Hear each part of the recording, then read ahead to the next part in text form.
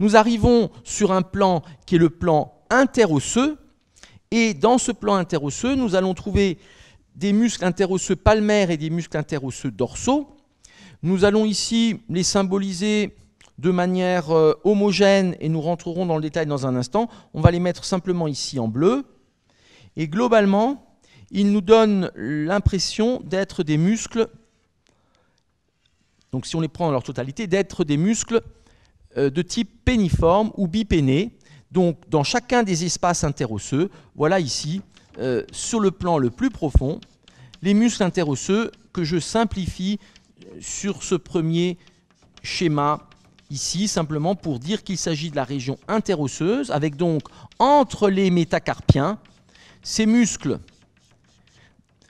interosseux palmaires et interosseux dorsaux qui globalement nous donnent ici l'impression d'être une plume d'oiseau. C'est le plan le plus profond et nous sommes ensuite sur le bord antérieur des métacarpiens. Donc ici, région interosseuse. Nous pouvons retrouver cela sur une coupe qui sera une coupe axiale de la main, qui est une coupe classique, et où nous allons trouver donc une coupe schématique moyenne qui va passer ici au tiers proximal de la main, et où nous allons trouver les sections des différents métacarpiens. Nous allons trouver la section du deuxième métacarpien, et voir que les diaphyses sont ici triangulaires avec une face dorsale, deuxième métacarpien, troisième métacarpien, quatrième métacarpien et cinquième métacarpien. Voilà donc ces os métacarpiens. Ce sont des os allongés, c'est-à-dire que ce sont comme des os longs, mais simplement ils n'ont qu'une épiphyse, comme nous l'avons vu en anatomie générale, donc os allongés, et en l'occurrence ici avec une épiphyse qui est une épiphyse distale au niveau de la tête du métacarpien, alors que les phalanges ont une épiphyse proximale. Les os longs ont deux épiphyses, les os allongés, comme ici les métacarpiens, ont une seule épiphyse qui est distale ici. Donc nous avons du deuxième rayon au cinquième rayon. Le premier métacarpien, vous le voyez sur vous-même, n'est pas dans le même plan que les autres. Il est tourné d'à peu près 45 degrés. Donc il est là, il est déjà en position adaptée pour faire de l'opposition. Voici ici ce premier métacarpien que nous coupons. Et le premier métacarpien est aussi un os allongé, mais nous l'avons vu en anatomie générale, il a là une épiphyse qui est proximale, comme pour les phalanges. Donc le premier métacarpien a une épiphyse proximale, unique, et les autres métacarpiens une épiphyse distale. Donc nous sommes là du premier au cinquième métacarpien. C'est ici donc une coupe horizontale ou transversale, au tiers proximal, c'est une coupe schématique.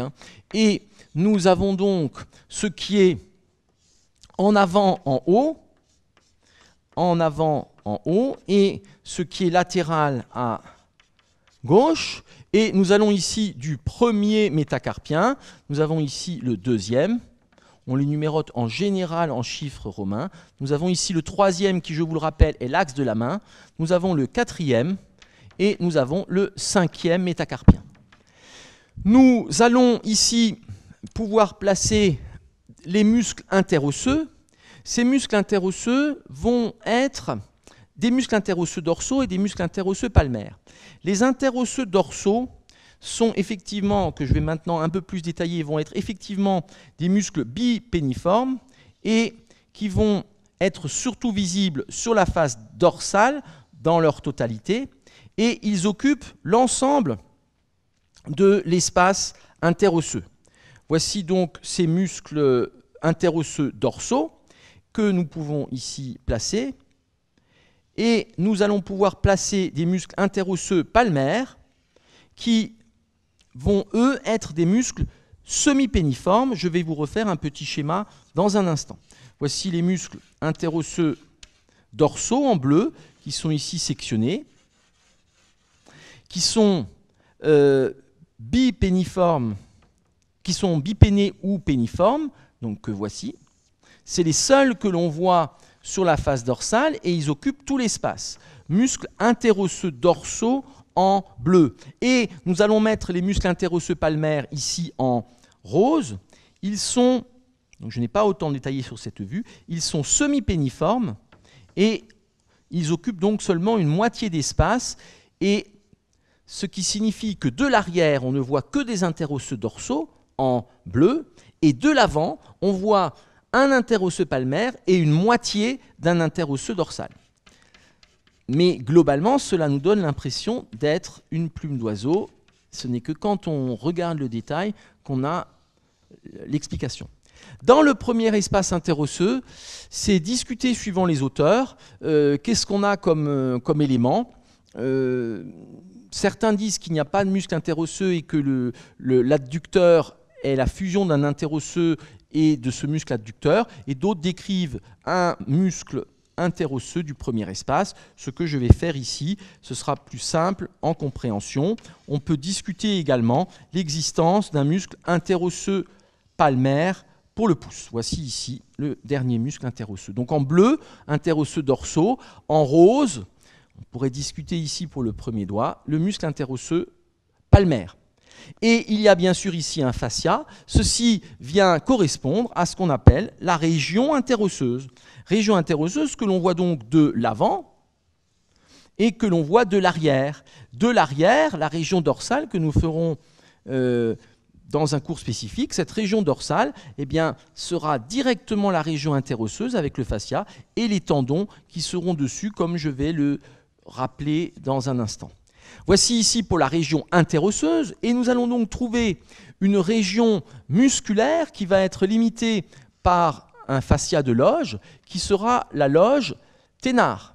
Cette loge ténare, ou région ténarienne, va être annexée au pouce, et le fascia va aller jusqu'au troisième métacarpien, puisqu'on a le muscle adducteur du cinquième doigt. Puis nous allons trouver ici une loge qui sera annexée au cinquième doigt, qui sera ici la loge ou région de l'hypoténare, et qui viendra former le bord charnu médial de la main. Donc voici ici ces régions, région ténarienne, région hypoténarienne, et entre les deux, nous sommes dans la région palmaire moyenne, qui est déprimée, et que nous pouvons placer ici. Nous pouvons placer ensuite le plan cutané, qui sera donc ici en périphérie. Nous allons laisser un peu de place en arrière pour mettre les tendons extenseurs. Voici ici le plan cutané.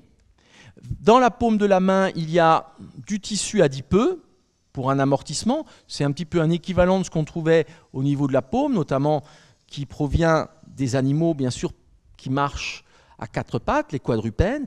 Et donc ici, le tissu adipeux sous-cutané de la région palmaire, de la région dorsale, qui est moins important. Il suffit de regarder sur vous. C'est comme la plante du pied et le dos du pied. Vous avez plus de tissu adipeux en avant qu'en arrière. Dans ce tissu adipeux, nous allons trouver des veines et des faisceaux nerveux, mais nous allons trouver le muscle court palmaire ici, qui est un muscle strictement cutané, qui part du fascia et qui rayonne dans la peau de la région. C'est ici le muscle court palmaire, qui est donc un muscle cutané. C'est une exception au niveau du corps. Si nous regardons maintenant la région palmaire moyenne, qu'est-ce que nous y trouvons? Eh bien, nous trouvons les 4 tendons des fléchisseurs des doigts, les 4 tendons du fléchisseur superficiel des doigts, premier, deuxième, troisième, quatrième. À ce niveau, ils sont dans un même plan. Nous avions vu qu'au niveau de l'avant-bras, ils sont en 2 plans, le plan superficiel, troisième et quatrième doigt, le plan profond, deuxième et cinquième doigt. Donc ici, les tendons du fléchisseur superficiel des doigts. Puis nous trouvons dans un deuxième plan, et ceci est bien sûr à combiner avec les vues que nous avons faites, où nous avions coupé les tendons du fléchisseur superficiel, et ça rejoint ce qu'on a vu aussi au niveau du canal carpien. Dans un deuxième plan, on a ici les 4 tendons du fléchisseur profond des doigts. Je garde le vert clair pour le fléchisseur superficiel des doigts et le vert foncé ici pour le fléchisseur profond des doigts. À ce fléchisseur profond des doigts sont annexés les muscles lombricaux que nous allons retrouver ici en coupe, et nous en avons 4. Nous avons le premier muscle lombrical qui est donc semi-péné et qui sera ici simplement sur le côté latéral du tendon pour le deuxième doigt. Ici, le deuxième lombrical qui est aussi un muscle semi-péné, donc juste une moitié, alors que le troisième et le quatrième muscle lombrical sont ici bipénés et occupent l'ensemble de l'espace intertendineux. Donc voici ici ces muscles lombricaux que l'on voit en coupe, et on l'a dit, ils sont très réduits comme des petits vers de terre, c'est à peu près la largeur du tendon. Premier, deuxième, troisième, quatrième muscles lombricaux, ici annexés au tendon du fléchisseur profond des doigts. Nous arrivons maintenant rappeler qu'il y a une gaine synoviale. Comme nous sommes au tiers proximal, on la voit encore, ensuite elle disparaît. Cette gaine synoviale est donc commune pour l'ensemble de ces tendons fléchisseurs, avec un feuillet tendineux, un feuillet intertendineux, et donc un peu de liquide synovial entre. Comme nous l'avons vu, c'est la prolongation exacte de ce qui se passe au niveau du canal carpien, et cela s'arrête à peu près au tiers proximal de la paume de la main. Ensuite, les tendons sont libres, et ce n'est qu'au niveau des doigts qu'ils retrouveront une gaine synoviale. Nous pouvons maintenant placer la section du muscle court abducteur du pouce, qui est ici fortement charnu et qui vient former le relief ici de cette région. Voilà le muscle court abducteur du pouce, le plus superficiel de la région ténarienne, et donc innervé par le nerf médian. Puis nous allons pouvoir placer le muscle opposant, qui sera ici donc s'insérant sur la diaphyse du premier métacarpien. Voici ici la section du muscle opposant qui déborde un petit peu sur le côté latéral le court abducteur, donc on voit un tout petit peu, muscle opposant. Puis nous allons trouver les deux chefs du muscle court fléchisseur du premier rayon, c'est-à-dire du pouce, avec ici le chef latéral, le chef médial. Et entre les deux, nous trouvons le tendon du long fléchisseur du pouce qui va arriver ici entre les deux, tendon du long fléchisseur du pouce qui est placé entre les deux et qui est entouré à ce niveau par la gaine synoviale que nous avons évoquée, qui commence au-dessus du poignet et qui va aller jusqu'au niveau du pouce proprement dit et des phalanges. Voilà le long fléchisseur du pouce. Et le dernier qui nous reste à mettre, eh bien, c'est le muscle adducteur, où on aura un chef transverse et un chef oblique. Voici le chef oblique du muscle adducteur. Voici le chef transverse qui vient de la face antérieure du deuxième et du troisième métacarpien. Donc voici ici l'adducteur, très caractéristique surtout par ce chef transverse qui a donc des fibres transversales à l'intérieur de la paume de la main, et on comprend bien par la direction de ces fibres que c'est un muscle adducteur, d'où son nom. Donc nous avons ici les deux chefs du court fléchisseur, chef médial, chef latéral, court fléchisseur, et ici les deux chefs du muscle adducteur du pouce. Une fois de plus, bien entendu, les éléments sont très écartés, il n'y a pas de vide, les éléments sont en contact, c'est d'un point de vue pédagogique que nous les écartons, et ou si ce n'est pas un contact direct, on a du tissu adipeux dans l'ensemble. Nous pouvons placer maintenant ce qui se passe au niveau de l'éminence hypoténare. Donc en superficie, nous allons trouver, nous l'avons dit, deux muscles qui sont charnus. C'est notamment ici le muscle abducteur du cinquième doigt, nous l'avons dit, qui forme le bord médial charnu de la paume de la main. Voici ici le muscle abducteur du cinquième doigt.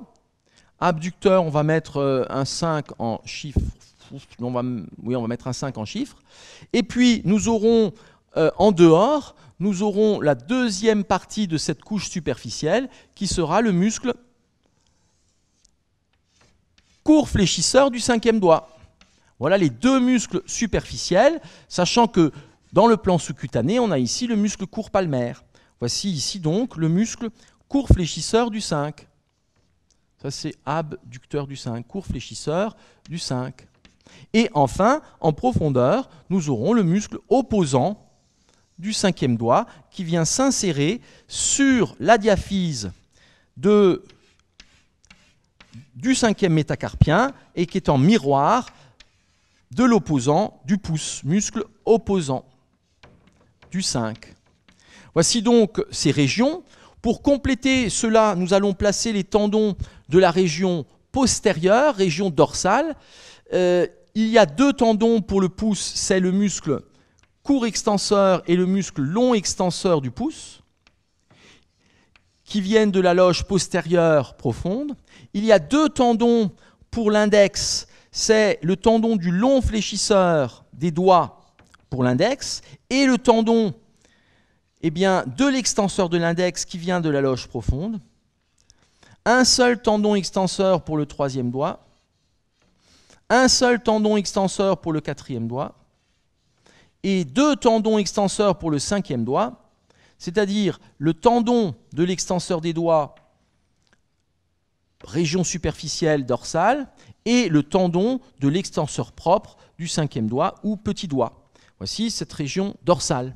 Nous allons maintenant terminer en évoquant les vaisseaux et les nerfs, en faisant un certain nombre de petits schémas complémentaires ou complétant les vues. Nous allons tout d'abord rappeler des éléments que nous connaissons, c'est-à-dire l'arrivée dans cette région du nerf médian. Le nerf médian est ici d'abord profond et vient, on l'a dit, contourner en tour de spire le tendon du muscle fléchisseur superficiel des doigts destiné à l'index. Voici ici ce nerf médian que nous avons vu avec le canal carpien et qui est bien sûr fondamental. C'est cet élément qui peut être comprimé dans la région et nous voyons le nerf médian arriver ici, nous l'avons sectionné, le nerf médian qui arrive dans la région ici de la paume de la main. Donc nerf médian qui passe dans le canal carpien, sorte d'anomalie qui fait qu'on peut avoir cette compression, donc le syndrome du canal carpien, nerf médian. Ce nerf médian, nous allons le redire, va avoir des branches motrices et branches sensitives. La branche motrice, ce sera des muscles de l'éminence ténard, en l'occurrence court abducteur du pouce opposant chef latéral du court fléchisseur, et ce sera l'innervation du premier et du deuxième muscle lombrical. Puis, nous pouvons placer, on va alterner les éléments vasculaires et nerveux. Nous allons placer ici l'artère radiale qui n'a pas d'équivalent nerveux. L'artère radiale qui est ici dans la gouttière du pouls et qui va venir contourner le carpe pour se retrouver à la face dorsale du carpe. Voici ici l'artère radiale, bien sûr très célèbre puisque c'est effectivement ce qu'on appelle le pouls. Et cette artère radiale, ne l'oublions pas, est accompagnée, ce qui est souvent omis d'ailleurs, on a tendance un peu à l'oublier, est accompagnée de deux veines, les veines radiales ici qui flanquent donc l'artère et cette artère qui passe au dos de la main où nous la retrouverons. Cette artère va contourner le carpe pour venir passer dans le premier espace interosseux et on la retrouvera dans la région palmaire. Puis nous allons placer ici l'artère ulnaire qui vient, elle, passer en avant du rétinaculum des fléchisseurs, comme on l'a vu. Il y a un petit renforcement fibreux, c'est ce qu'on appelle le canal de Guyon, canal ulnaire. Voici ici l'artère ulnaire qui passe en avant, artère ulnaire, qui est accompagnée donc de deux veines ulnaires, et nous trouvons en dedans le nerf ulnaire. Voici artère et veine ulnaire, et en dedans, nous trouvons le nerf ulnaire qui est également en superficie ici du rétinaculum des fléchisseurs. Voici ce pédicule vasculo-nerveux ulnaire que nous avons détaillé au niveau de la région donc, du canal carpien. Pédicule vasculo-nerveux ulnaire. Nous sommes ici sur la région profonde et nous pouvons voir arriver d'une part le nerf médian, bien sûr, que nous aurions ici coupé. Voici ce nerf médian que nous avons coupé ici et qui abandonnera des branches motrices et sensitives pour les doigts que nous allons replacer dans un instant. Et nous voyons ici arriver le nerf ulnaire qui est le long, qui est satellite du tendon du muscle fléchisseur ulnaire du carpe et qui va venir se recourber ici dans la main pour former une courbe et se diriger vers le dehors. Voici ici le nerf ulnaire qui est profond à ce niveau-là et pour la branche motrice qui vient s'engager ici entre les deux muscles abducteur et court fléchisseur. Nerf ulnaire qui va donc pouvoir venir innerver d'une part les muscles de l'éminence hypothénare, nerf ulnaire qui va ensuite innerver tous les muscles interosseux palmaires et dorsaux, nerf ulnaire qui viendra ici innerver le muscle court adducteur et le chef médial du court fléchisseur. Voici ici ce nerf ulnaire avec la branche ici motrice. On va peut-être interrompre la racine, la première racine qui peut être source de confusion, qui serait une partie plutôt sensitive. Donc voici ici ce nerf ulnaire qui s'engage entre les muscles et c'est ce nerf ulnaire ici dont nous voyons cette branche profonde motrice qui s'engage ici entre les muscles. L'autre est la branche sensitive que nous avons sectionnée. Voici la branche motrice qui part ici en profondeur. Puis nous pourrons évoquer ici l'artère ulnaire et veine ulnaire qui viennent passer en avant et qui viennent former une arcade. Voilà ici cette artère ulnaire. Et nous trouverons une branche profonde qui passe avec le nerf et qui vient former une arcade artérielle palmaire profonde. Donc voici ici cette artère ulnaire accompagnée de veines. Il y aura une branche superficielle dont nous allons redire un mot et une branche profonde qui vient ici former une arcade palmaire profonde et qui va donner des artères interosseuses pour les différents rayons digitaux. Artère ulnaire. L'artère radiale, elle, vient donc contourner la région du carpe. On la retrouvera avec la région dorsale.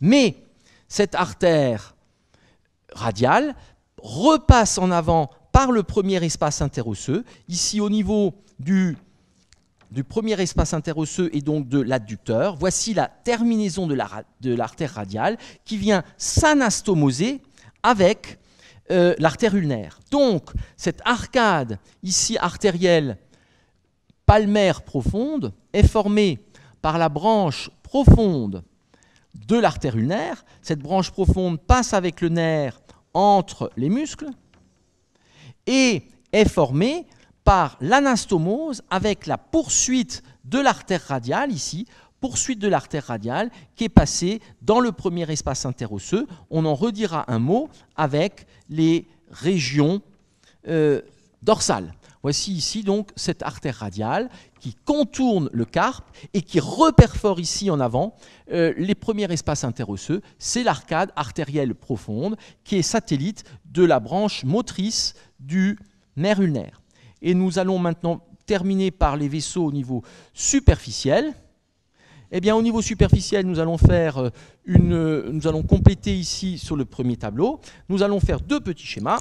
Nous allons avoir un petit schéma superficiel ici où nous aurons de nouveau les contours donc, de la paume. Voici ici les contours de la paume, cinquième doigt. Ici, le bord médial de l'avant-bras, la racine du pouce, le bord latéral de la paume, le pouce. Ici, les espaces interdigitaux, premier, deuxième, troisième, quatrième, cinquième. Nous allons placer ici en repère l'os pisiforme.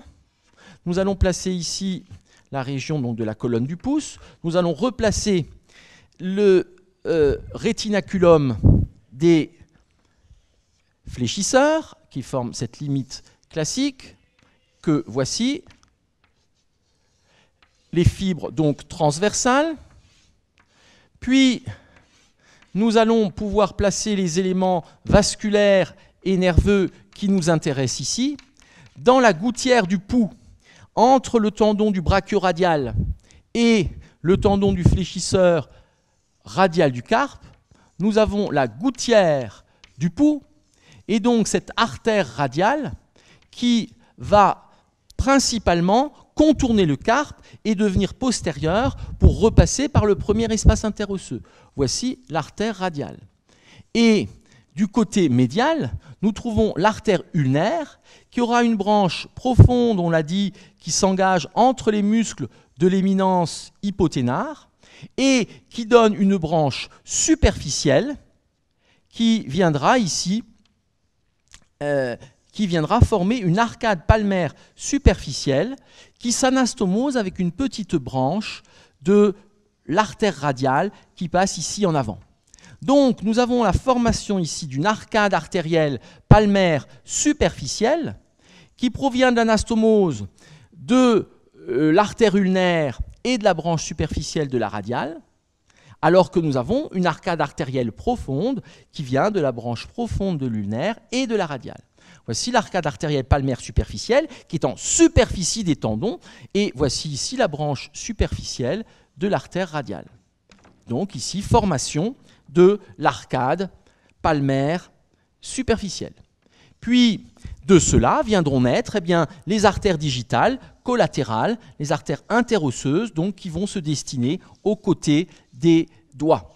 Arcade palmaire superficielle, arcade palmaire profonde, artère radiale, artère ulnaire, bien sûr accompagnée de veines. Au point de vue nerveux, nous trouvons ici, passant sous le rétinaculum des fléchisseurs, le nerf médian qui forme un gros tronc qui va donner une branche motrice pour l'éminence ténare et qui va donner des branches sensitives pour les côtés des doigts. Donc ce sera ici pour les espaces interdigitaux et donc nous serons sur les côtés des deuxième et troisième doigts. Voilà ces branches sensitives, on va faire la synthèse dans un instant, ces branches sensitives qui viennent du nerf médian.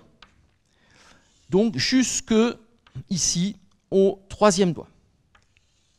Puis nous pourrons placer, donc ici c'est le nerf médian, puis nous pourrons placer le nerf ulnaire, et le nerf ulnaire, lui, vient donc être en dedans ici de l'artère, aura une branche profonde motrice, comme nous l'avons dit, et aura des branches sensitives. C'est le bord médial du cinquième doigt, c'est l'espace interosseux ici pour le quatrième doigt. Donc voici ici le nerf ulnaire, et donc nous avons un partage entre le nerf médian et le nerf ulnaire. Nous sommes ici latéralement sur le nerf médian. Donc ici, nous serons sur le nerf médian et ici, nous serons sur le nerf ulnaire. Donc avec ces branches sensitives qui viennent du médian et qui viennent de l'ulnaire. Donc dans une compression de ces nerfs, nous aurons par exemple des fourmis qui seront dans les différents territoires. Et au point de vue territoire, et je terminerai par ce petit schéma, qu'est-ce que cela va nous donner? Eh bien, nous allons trouver ici cette main, le bord médial de la paume, du cinquième doigt, l'avant-bras, la base du pouce, ici la partie latérale de la paume, premier espace interosseux. J'aurais dû continuer, je referai le schéma plus tard, je voulais continuer plus bas avec les doigts, bon, ça sera vraiment limite, mais on y arrive à peu près. Le troisième doigt, le quatrième doigt, le cinquième doigt, c'est un petit peu court en bas, l'index ici, et nous aurons ici le pouce. Pouce que voici jusqu'à la phalange terminale. Nous aurons des territoires sensitifs qui seront limités au niveau du Pli de flexion du poignet. Au-dessus du pli de flexion du poignet, nous avons la moitié antérolatérale du bras qui sera innervée par le nerf musculo-cutané d'un point de vue sensitif.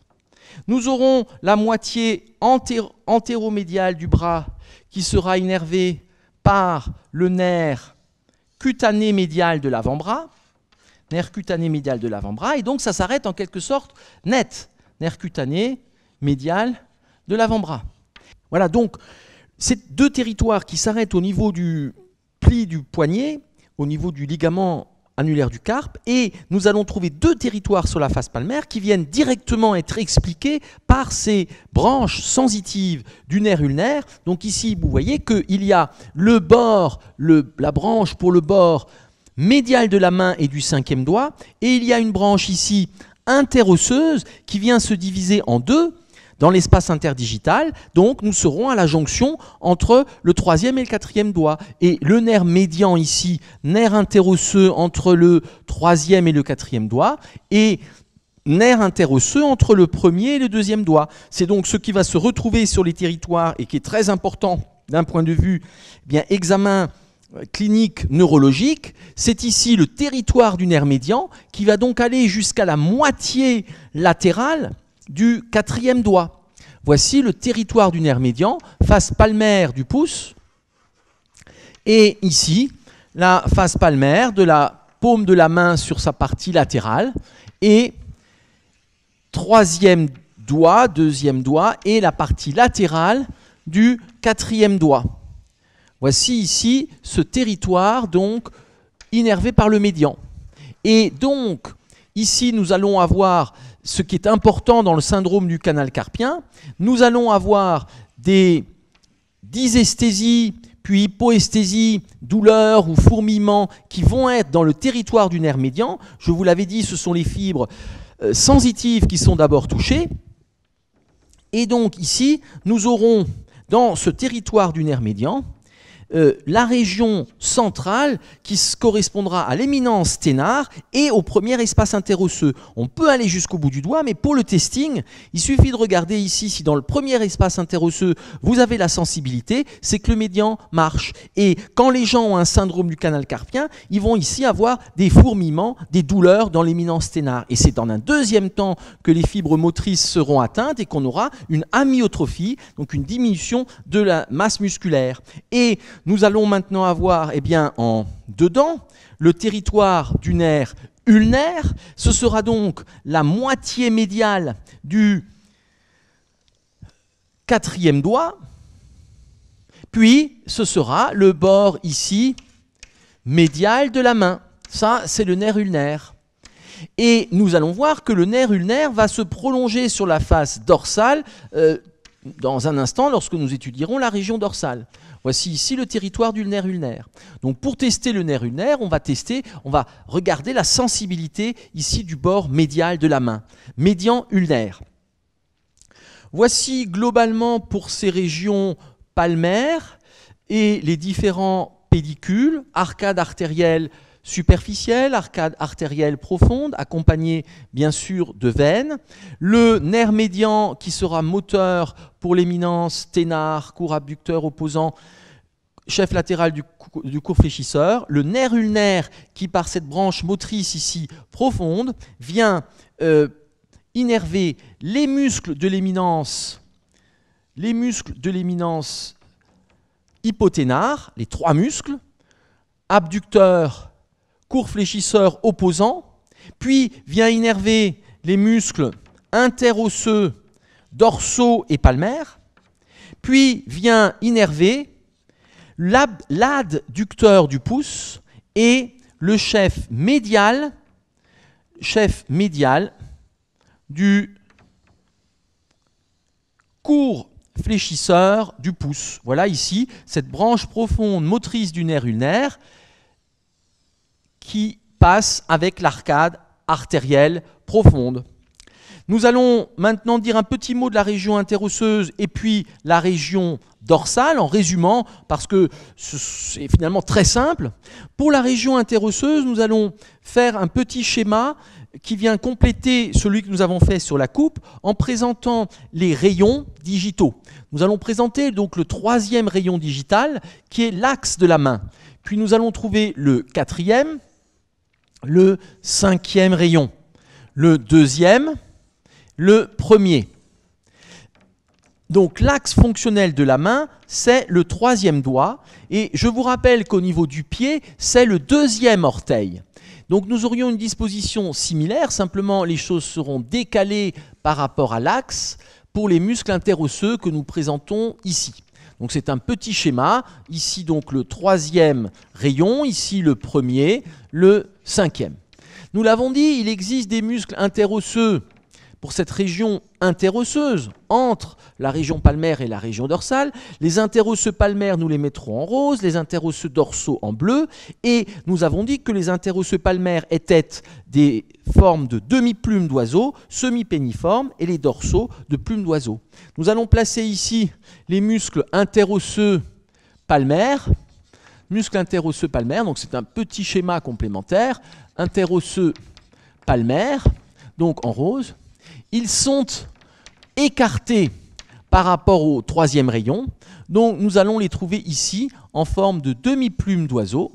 Voilà ces muscles interosseux palmaires que l'on voit donc en vue antérieure.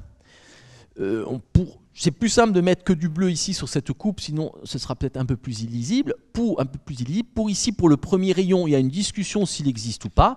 Voici les muscles interosseux palmaires, donc en forme de demi-plume d'oiseau. C'est un petit schéma où nous les isolons. Et les tendons de ces muscles interosseux vont, entre guillemets, fuir le rayon fonctionnel, c'est-à-dire que les tendons viennent s'écarter du troisième doigt et vont se recourber ici, eh bien, latéralement pour le premier interosseux ici et médialement pour les autres. C'est-à-dire que vous voyez que les tendons par rapport à l'axe de la main viennent s'écarter soit vers le dehors, soit vers le dedans. Pour les interosseux palmaires, on dit qu'ils fuient l'axe de la main. Ces tendons, nous les retrouverons avec les doigts. Ils vont passer d'abord médialement par rapport à l'articulation et ventralement, antérieurement par rapport à l'articulation métacarpophalangienne. Puis, nous allons le voir avec les doigts, ils passent au dos du doigt pour former ce qu'on appelle la dossière des interosseux et fusionner avec l'appareil extenseur. C'est-à-dire que ces muscles interosseux seront un petit peu comme on l'a vu pour les muscles lombricaux, sont des muscles intrinsèques qui vont réaliser un couplage entre le côté fléchisseur et les tendons extenseurs, et nous verrons cela d'un point de vue fonctionnel. Donc pour le pied, ce serait la même chose, simplement nous aurions ces muscles qui sont placés par rapport au deuxième doigt et qui fuient, qui s'écartent du deuxième doigt. Les muscles interosseux palmaires, les muscles interosseux dorsaux, les muscles interosseux dorsaux qu'on a mis en bleu sont eux des muscles en forme de plume d'oiseau, c'est-à-dire qu'ils sont bipénés et nous allons donc les voir s'insérer sur les deux côtés de l'espace. Et ici, voilà ces muscles interosseux qui sont au nombre là de 4 dans les espaces interosseux. Et donc j'ai symbolisé ici la superposition interosseux dorsaux et palmaires. Et voici ici ces muscles péniformes en forme de plume d'oiseau qui viennent donc complètement, presque complètement, combler l'espace interosseux intermétacarpien. C'est la même chose au niveau des orteils, simplement comme on rentre moins dans le détail de la plante du pied, eh bien, on ne l'a pas décrit, mais comme on le fait avec la main, vous avez ici cette similitude. C'est quelque chose, ce sont des muscles extrêmement anciens d'un point de vue évolutif et qu'on retrouve chez toutes les espèces de tétrapodes. Voici donc les muscles interosseux dorsaux qui ont des formes de plumes d'oiseau, péniformes ou bipénées. Et les tendons des muscles interosseux dorsaux vont, eux, converger vers l'axe. C'est-à-dire pour la main, ils vont venir converger vers le troisième rayon. Et voici ce qui va se passer. Vous allez avoir ici les tendons que je vais mettre en vert clair. Voilà ces tendons, ils viennent converger vers le troisième doigt, c'est-à-dire que le troisième doigt va avoir la terminaison de 2 tendons de muscles interosseux. Et ici, ils viennent converger vers le troisième doigt. Donc voilà le tendon du premier interosseux qui se recourbe vers le dedans, le tendon du dernier interosseux qui se recourbe vers le dehors. Donc, voici cette disposition, et nous avons isolé là les interosseux dorsaux et les interosseux palmaires. Pour le pied, je vous l'ai dit, ce serait la même chose. Vous auriez deux interosseux, mais pour l'axe fonctionnel de la main. Et c'est ces insertions des interosseux qui permettent de définir l'axe fonctionnel. Ce n'est pas la longueur, c'est bien la fonction qui compte. Donc, vous voyez que quand vous prenez ces interosseux, s'ils se contractent, vous avez ici deux tendons sur le troisième doigt, et donc les contractions vont s'annuler. Le troisième doigt va rester fixe. C'est ça la définition de l'axe fonctionnel. En revanche, vous voyez que ce tendon-là, il va tirer le doigt vers le dehors, ce tendon, il tire le doigt vers le dedans, c'est-à-dire que les interosseux dorsaux sont abducteurs. Abducteurs, mais le troisième doigt reste fixe, puisqu'il y a deux tendons et annulation des actions. Alors que les muscles interosseux palmaires, vous voyez que quand ils se contractent, ils vont rapprocher les doigts du troisième rayon, ils sont donc adducteurs et ils seront complétés en cela pour le premier rayon eh bien, par justement le muscle adducteur du pouce, hein, donc qui vient compléter cette adduction. Donc muscle interosseux palmaire égale adducteur, adduction, alors que les muscles interosseux dorsaux viennent faire de l'abduction. Abduction. Et donc, dans ce mouvement abduction-adduction, ce sont interosseux dorsaux, interosseux palmaires. Et l'ensemble de ces interosseux, nous l'avons dit, sont innervés par des branches du nerf ulnaire, nerf moteur. Un des signes classiques de la paralysie du nerf ulnaire, c'est ce qu'on appelle le signe de journal. Donc en pratique, il faudrait prendre une feuille de papier, mais ça va très bien avec un linge. Et comme ces interosseux font de l'adduction, eh bien, s'ils marchent, cette adduction doit être serrée. Donc vous faites serrer une feuille de papier ou de journal entre les doigts et vous demandez de serrer. Si vous avez une paralysie, la feuille ne peut pas tenir. Et si vous testez, eh bien, quand vous tirez, la feuille est tenue par la force de l'adduction. Sinon, vous tirez la feuille. Donc c'est ce qu'on appelle le signe du journal. C'est le fait que cette adduction qui est liée à l'innervation de l'ulnaire pour ces interosseux eh bien, est déficiente. Il y a d'autres actions que nous verrons avec les doigts, notamment dans ce couplage entre flexion et extension. Voilà ce que je voulais rajouter pour cette région interosseuse. Et nous allons terminer par un petit mot ou deux petits mots sur la région dorsale, en évoquant, donc effectivement, ce sera très simple, dans la mesure où nous aurons ici la peau, on va dire, sur les os. Nous allons faire deux petits schémas ici. Nous allons commencer par un tout petit schéma pour montrer cette région dorsale. Nous aurons le bord médial de la main ici et de l'avant-bras. Nous aurons ici le bord latéral de l'avant-bras et la base du pouce. Donc c'est vraiment très schématique, c'est extrêmement simple finalement. Nous avons là les espaces interdigitaux des deuxième, troisième, quatrième doigts avec la peau que nous aurons ici sectionnée. Nous aurons ici la région donc sectionnée de la peau dorsale. C'est une vue ici dorsale de la main, c'est la région dorsale.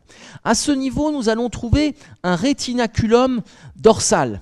Ce rétinaculum dorsal, c'est le rétinaculum des muscles extenseurs qui correspond à 6 coulisses ostéofibreuses, mais ce n'est pas du tout quelque chose comme le rétinaculum des fléchisseurs, je l'avais déjà dit, c'est quelque chose d'extrêmement fin, qui est vraiment un renforcement du fascia dorsal et qui n'a pas du tout l'épaisseur du rétinaculum des fléchisseurs. Et là, nous allons trouver eh bien, les tendons qui viennent passer, nous allons trouver le long abducteur du pouce qui va venir se terminer ici sur la base du premier métacarpien, long abducteur du pouce, puis nous allons trouver et je ferai un schéma un tout petit peu plus détaillé, nous trouverons ensuite le court extenseur du pouce qui est tout proche et qui va gagner ici la face dorsale du premier rayon en passant sous le rétinaculum, ici, et nous trouverons ensuite le long extenseur du pouce,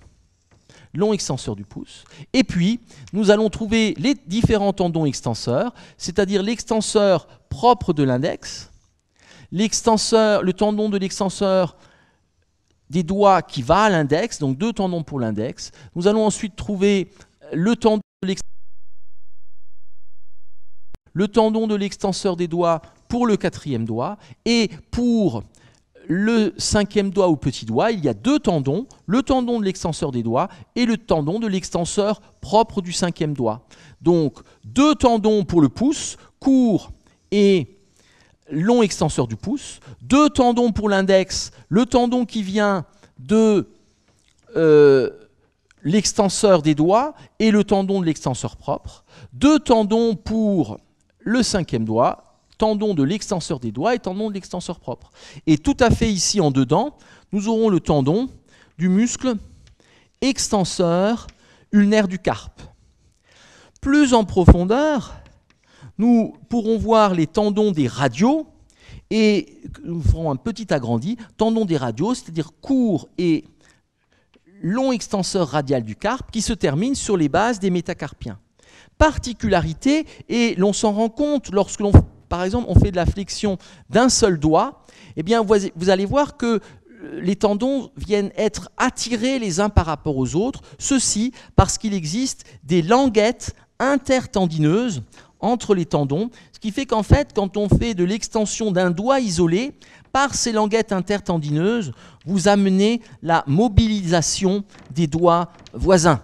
Donc ces languettes intertendineuses. Et là, on est directement ensuite sur le plan cutané avec un fascia. Au point de vue artériel, nous allons trouver l'artère radiale qui contourne ici, nous l'avons dit, la base de la région et qui va venir passer en arrière de l'os scaphoïde pour repasser en avant par le premier espace interosseux. C'est ici une région dont nous allons faire un petit agrandi où l'on sent le pouls de l'artère radiale à la face dorsale du carpe contre le scaphoïde. Et au point de vue innervation, nous referons les territoires tout à l'heure. Nous allons trouver bien 2 nerfs. Nous allons trouver des branches ici du nerf ulnaire qui vont ici venir rayonner à la face dorsale, branche du nerf ulnaire. Et nous allons trouver des branches du nerf radial. Nous allons compléter cela dans un instant. Donc nous trouverons en point de vue branche du nerf radial et du nerf ulnaire et nous ferons les territoires sur le premier schéma en complément de ce que nous avions vu. Voilà globalement les éléments et puis vous avez bien sûr des veines dorsales que vous voyez facilement sous la peau. Nous allons faire un petit agrandi de la région ici de la base du pouce. On va peut-être le faire encore à côté, même s'il n'y a plus beaucoup de place. Et c'est ce qu'on appelle la tabatière anatomique. On va essayer de simplifier cela en prenant le maximum de hauteur. Donc voici ici, c'est une vue un petit peu de 3/4, c'est toujours un peu compliqué. C'est ici la partie latérale du radius, donc en vue latérale. Voici ici le radius. Et nous aurons ici en fuite la tête ulnaire. Dessous, nous allons trouver le carpe, et notamment, nous serons ici sur l'os scaphoïde, et puis sous le scaphoïde, nous trouvons l'os trapèze. Et sous le trapèze, nous trouvons ici la base du premier métacarpien. Voici la base du premier métacarpien. Voici ici l'os scaphoïde. Donc c'est une vue dorsale, mais légèrement oblique. On est en fait perpendiculaire à la face dorsale du pouce. Donc voici ici le radius, voici ici le scaphoïde, voici ici le trapèze. Donc là, on est sur le radius. L'avant est ici à droite et le haut. Et c'est une vue de 3/4, donc où on est perpendiculaire au premier rayon. Voici ici le pouce. Puis, après le trapèze, nous allons trouver ici la région du trapézoïde, dans cette région du carpe, et le trapézoïde vient s'articuler avec le deuxième métacarpien. Et nous aurons donc ici le scaphoïde, qui s'articule avec le trapèze et le trapézoïde. Puis ensuite, nous aurons grand os, trichétrum et la région ici de l'amatome, et en fuite, nous verrons le 3e métacarpien, le 4e métacarpien et le 5e. C'est donc ici une vue oblique de cette main, avec ici les contours cutanés, donc de la face antérieure et postérieure, et le pli interdigital. Donc c'est une vue en fuite de cette région de la base du pouce, premier rayon. Et nous allons pouvoir ici mettre en agrandi les différents tendons qui vont aller vers cette région, qui passeront sous le rétinaculum des extenseurs. Je vous ai dit, il y a 6 loges, 6 coulisses ostéofibreuses. Je ne rentre pas dans le détail. Voici ici la région du rétinaculum des extenseurs. On va mettre juste un petit l'évocation de ce rétinaculum des extenseurs avec des gaines synoviales à ce niveau. Et nous allons trouver le tendon, je simplifie encore une fois, nous allons trouver ici le tendon du muscle long abducteur du pouce. Ce long abducteur du pouce vient ici se terminer sur la base du premier métacarpien. Nous sommes là donc en vue latérale, c'est-à-dire qu'il vient faire de l'abduction du pouce, muscle ici, long, j'ai peut-être dit court, muscle long abducteur du pouce. Long abducteur du pouce qui est innervé par le nerf radial. Excusez-moi. Voici ici, c'est la craie qui vient sur les cordes vocales. Voici le long abducteur du pouce. Lorsqu'on fait de l'abduction du pouce, on voit et on peut palper ce tendon. Et satellite de lui, passant dans la même coulisse ostéofibreuse et entouré d'une même gaine synoviale, nous allons trouver le tendon du muscle court extenseur du pouce. Ce court extenseur du pouce est donc ici satellite et va se prolonger jusqu'à la phalange proximale du pouce, d'où son nom, court extenseur du pouce, ici. Long et court extenseur du pouce passe sous le rétinaculum dans une même coulisse ostéofibreuse avec une gaine synoviale qui peut se trouver ici irritée, et c'est ce qu'on appelle notamment la ténosynovite de De Quervain. Donc ténosynovite de De Quervain, c'est une ténosynovite qui touche ici le long abducteur du pouce et le court extenseur du pouce, et donc qui est notamment très fréquent dans certains métiers, par exemple chez des coiffeurs où on utilise des ciseaux, ou quand on doit utiliser régulièrement ce pouce en abduction-adduction, et vous avez ici un frottement, et vous avez cette ténosynovite de De Quervain, et qui est très gênante, qui est très invalidante. Donc voici ici ces éléments, et nous pouvons donc rappeler qu'ils sont dans une même gaine synoviale, ici, ces deux éléments. Puis nous allons trouver le tendon du long extenseur du pouce, et le long extenseur du pouce, lui, passe à distance et est ici écarté du court extenseur et va rejoindre la face dorsale du pouce pour aller jusqu'à la phalange distale, long extenseur du pouce. Et entre ces tendons, c'est-à-dire ici, entre le tendon du long abducteur d'une part, ici donc long abducteur, court extenseur du pouce d'autre part, et ici le long extenseur du pouce, eh bien nous avons une région qu'on appelle la tabatière anatomique. La tabatière anatomique, c'est cette région ici qui est située entre le court extenseur et le long extenseur du pouce. C'est une espèce de région en fosse elliptique qui est ici placée, quand vous faites en abduction, entre long abducteur et court extenseur du pouce et le long extenseur du pouce. Dans cette petite fosse, classiquement, d'où son nom tabatière anatomique, les gens qui prisaient du tabac mettaient le tabac et le reniflaient donc dans cette tabatière anatomique, d'où le nom de cette structure. Cette tabatière anatomique est à la fois une curiosité, mais est aussi un très bon moyen de retenir les éléments de la région. Et ce qu'il faut voir dans cette tabatière anatomique ici, eh bien le fond, nous sommes sur l'os scaphoïde. Ce qui fait que quand vous avez des fractures du scaphoïde, quand vous appuyez fortement là, c'est un des signes qui va montrer que vous avez une fracture du scaphoïde. Et dans cette région, nous voyons l'artère radiale qui était antérieure, qui vient ici contourner le scaphoïde, et qui vient, nous l'avons dit, reperforer le premier espace interosseux pour arriver ici. Donc, pour arriver ici dans le premier espace interosseux, et donc arriver dans la région palmaire. C'est l'arcade artérielle palmaire profonde. Donc, dans la tabatière anatomique, nous avons en plancher, nous avons l'os scaphoïde, mais dans cette même région, nous allons sentir le pouls de l'artère radiale. Donc en fait, on sent deux fois le pouls, on le sent en avant dans la gouttière du pouls qui est très connue, mais si vous le regardez méticuleusement, vous allez trouver le pouls de l'artère radiale en arrière. Si vous appuyez beaucoup, vous comprimez l'artère, vous ne la sentez plus. Si vous appuyez pas assez, vous ne la sentez pas. Il faut juste appuyer la bonne dose et vous sentirez cette artère radiale dans la tabatière anatomique. Donc entre guillemets, puisque ce n'est pas une notion internationale, tabatière anatomique, et d'une part donc dans la pression, c'est un signe de fracture du scaphoïde, et d'autre part, le pouls de l'artère radiale, qui va donc reperforer le premier espace interosseux pour arriver dans la région palmaire profonde. Et nous pouvons encore placer deux tendons que nous n'avons peut-être pas beaucoup vus, qui sont le tendon du court et du long extenseur radial du carpe. Le long extenseur radial du carpe se termine sur la base du deuxième métacarpien, et le long extenseur radial du carpe se termine sur la base du troisième métacarpien.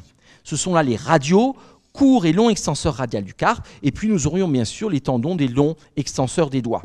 Voilà ce petit schéma, mais qui permet quand même d'évoquer quelque chose qui est important, synovite de De Quervain et la synovite de De Quervain et la tabatière anatomique. Nous allons terminer par le territoire postérieur que nous allons compléter ici, le territoire dorsal. Effectivement, j'ai peut-être pas été très pas bien fait mes prévisions de taille. Donc pour la région dorsale, nous allons faire ici une main un peu plus petite. Nous allons ici avoir la région dorsale avec le bord médial de la main, de la paume, ici le bord médial de l'avant-bras, puis la base du pouce, ici bord médial de la paume.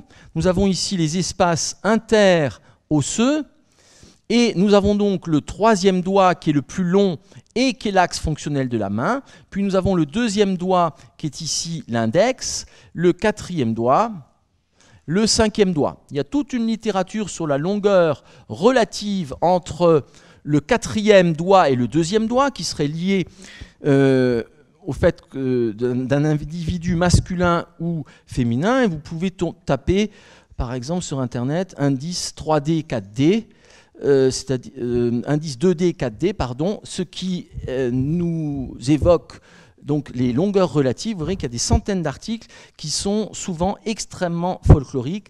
2D, 4D, qui serait un indice donc, de masculinité et qui a été mis à toutes les sauces.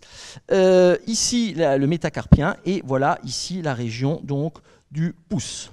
Nous sommes ici sur la région dorsale, donc nous allons placer des ongles pour pouvoir se repérer. Donc nous sommes bien ici sur cette région dorsale. Alors, et nous en redirons un mot avec l'étude des doigts pour expliquer cela, nous avons tout d'abord à placer le territoire du nerf médian, car le nerf médian et le nerf ulnaire vont aller jusqu'au bout des phalanges et prendre en charge une partie dorsale des phalanges. Donc, ici, pour bien faire, c'est le seul moyen de ne pas se tromper, vous allez prendre le nerf médian, que vous allez réfléchir en arrière, et vous voyez qu'il va jusqu'à la moitié latérale du quatrième doigt. Donc ici, en dorsale, je vous dirai pourquoi avec l'étude des doigts. En dorsale, ici, nous avons un territoire qui est la partie en gros inguéale du doigt, partie terminale. Puis, ceci est vrai pour le deuxième et troisième doigt, mais est également vrai pour la moitié latérale du quatrième doigt. Ça, c'est le territoire du médian, et je vous dirai pourquoi on le trouve ici. Donc ça, c'est la première chose qu'il faut faire quand vous pensez au territoire postérieur. Puis nous allons pouvoir mettre le territoire du nerf radial que nous allons mettre en bleu. Le territoire du nerf radial, c'est un long territoire, c'est un nerf très indifférencié qui commence au niveau de la face dorsale du bras, face dorsale de l'avant-bras et face dorsale de la main. C'est une longue bande ici, cutanée, et la séparation radiale ulnaire sera au niveau du troisième doigt, donc c'est décalé. Et ici, voilà cette bande du nerf radial qui commence au niveau de la face dorsale du bras, face dorsale de l'avant-bras, et ici, pour cette région dorsale de la main, c'est-à-dire le dos du pouce, c'est ensuite une partie du dos du deuxième doigt et du troisième doigt. Nous sommes là sur le nerf radial, grande bande. Donc, c'est un nerf qui est moins différencié. Ça veut dire qu'effectivement, on a une moins bonne palpation par la face dorsale à ce niveau qu'au niveau de la pulpe des doigts. C'est là où on a le maximum de sensibilité. Je vous le redirai en synthèse dans un instant. Et voici ici le nerf ulnaire qui commence donc au niveau du poignet, nerf ulnaire qui vient prendre en charge ici cette région médiale de la main, dont le bord médial de la main. Vous voyez que c'est un petit peu compliqué pour le troisième doigt ici et pour le quatrième, puisqu'on a en gros des espèces de moitié ou de quart de doigt pris en charge. Je vous expliquerai pourquoi lorsque l'on étudiera les nerfs collatéraux des doigts. Voici ici donc le territoire du nerf ulnaire. Et notamment, ce que l'on remarque, c'est qu'il prend en charge le bord médial de la main. Et plus haut, eh bien, nous aurions le territoire du nerf cutané médial de l'avant-bras qui viendra ici se trouver en dedans du radial, et le nerf musculo-cutané qui déborde de l'avant vers l'arrière, qu'on trouverait ici en dehors du radial. Donc là, on est sur du nerf musculo-cutané, et là, on est sur du nerf cutané médial de l'avant-bras. Alors je fais une petite synthèse là-dessus. Donc en neurologie, pour tester la sensibilité de la main, vous allez regarder le premier espace interosseux. Est-ce qu'on sent? Le nerf médian marche. Bord médial de la main, est-ce qu'on sent? Le nerf ulnaire marche. Ensuite, premier espace interosseux en arrière, le nerf radial. Vous avez les trois nerfs au niveau de la main. Au point de vue moteur, eh bien, vous pouvez faire ici abduction, adduction, et puis flexion, extension des doigts, par exemple, et opposition. Pour ces territoires également cutanés, juste rappeler que les nerfs peuvent être comprimés dans leur trajet, et cela va donner des fourmis particulières. Si vous êtes longtemps ici sur une position, vous reposez sur le coude, je vous rappelle que le nerf ulnaire passe ici en arrière de l'épicondyle médial, vous allez comprimer, au bout d'un quart d'heure, vous allez comprimer le nerf ulnaire, et quand vous vous relevez, vous allez avoir des fourmis. Ces fourmis seront dans le territoire du nerf ulnaire, c'est-à-dire éminence hypothénare et le bord médial de la main. Ensuite, vous pouvez comprimer le nerf médian. Nerf médian, il y a plusieurs possibilités de le comprimer, mais par exemple, si vous êtes allongé et que quelqu'un repose la tête sur votre bras ou sur votre avant-bras, vous allez comprimer le nerf médian contre l'os. C'est pour ça qu'on appelle parfois ça le syndrome des amoureux. Vous avez quelqu'un qui s'endort sur l'avant-bras ou sur le bras, il comprime le nerf médian, et vous allez avoir des fourmis qui seront dans le territoire du nerf médian, c'est-à-dire au niveau de l'éminence thénare et ici du premier espace interosseux.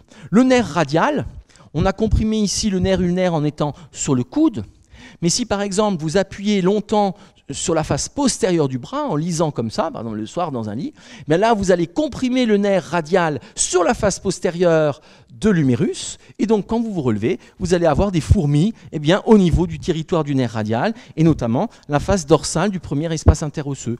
Quand vous aurez des fourmis, vous pourrez tester directement la validité de ces territoires et penser à ce cours. Je vous remercie pour votre attention.